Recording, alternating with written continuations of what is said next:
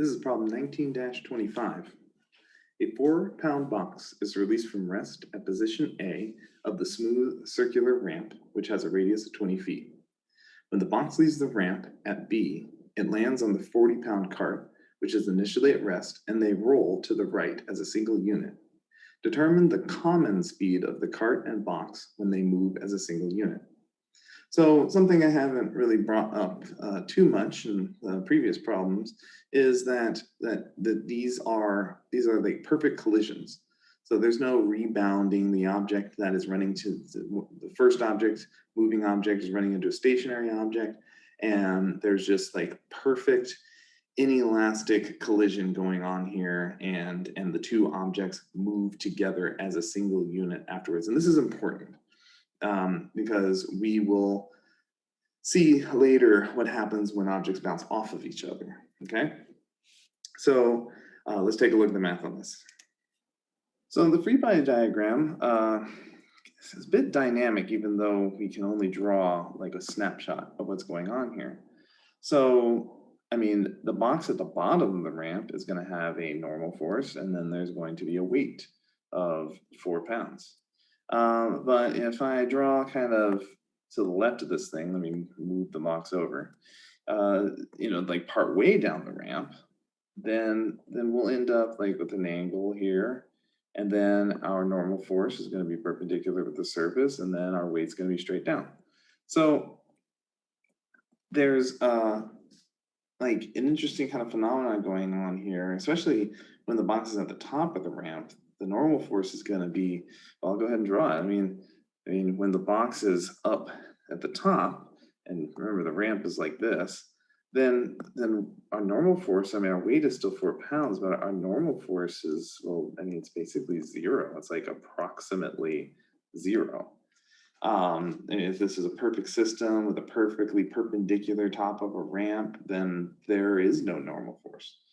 So that means that the normal force is increasing more and more and more as we go down, which that's tricky. We don't, I mean, we do, but mathematically we don't like changing forces. It complicates things. Well, how do we handle this? Well, with the work energy method, we can ignore that normal force because the normal force doesn't do any work.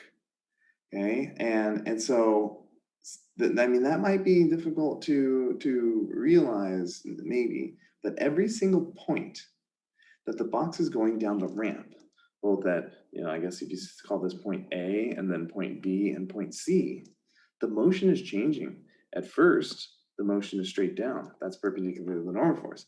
Then when we get to point B, the motion is at an angle, which is still perpendicular to the normal force. And then at point C, when the box is sliding onto the cart, the direction of motion is perpendicular to the normal force. So the normal force never gets a chance to do any work. Therefore, for the work energy equation, we can ignore it. So this changing force that's going through the system as the box comes down the ramp is inconsequential to the math. Great.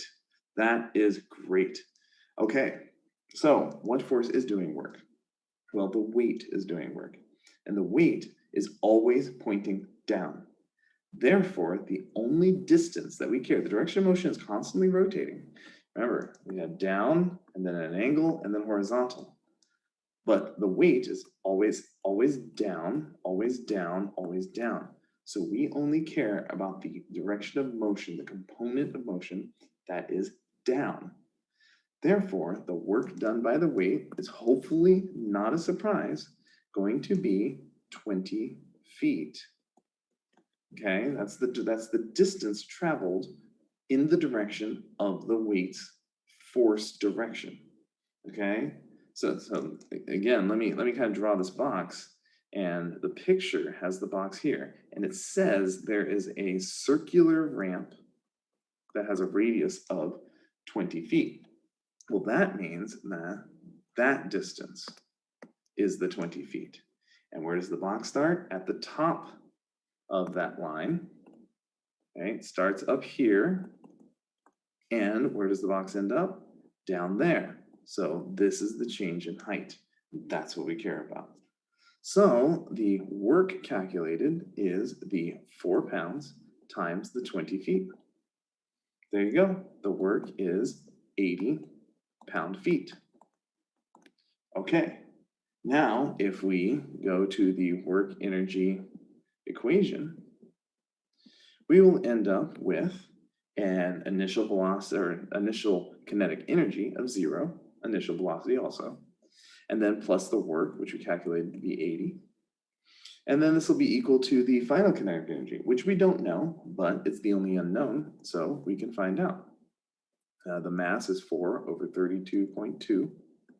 Okay, and then the velocity, I guess you could say final or at point B squared. All right, so if we solve for that velocity, B, it equals 35.89 feet per second. All right, now what are they also asking us? They just want us to find the common speed of the cart and box. So this is the speed of the box falling down the ramp. Now we need to collide the box with the cart. All right, so we will now use the linear momentum equation. So again, we're juggling between the work energy and the linear momentum equation. See how these equations are like useful to use in these scenarios together. So if we have the mass times the velocity of the box at B, this is after the box has fallen down the chute, and then plus the, so you can say this is the box. Don't confuse this B with these B's, I'm saying box. And then the cart, the mass of the cart times the velocity of the cart at the beginning. This is all the initial, all right? But there is no velocity for the cart, so 0. And then plus the impulse, but we consider the box and the cart to be one system, so everything is internal. So there is no external force that is creating an impulse on the system. So that's why I put 0. And then we have the mass of the box cart system times the final velocity of the box cart system. All right, well, what do we know and what do we need to find? The only thing we don't know is the final velocity. So the mass of the box, and then times the velocity that we found at the box at point B at the bottom of the chute, okay, plus 0 equal to the box cart system, and the cart is 40 pounds, so that will add up to 44/32.2, and then times the final velocity. So the final velocity is equal to 3.26 feet per second.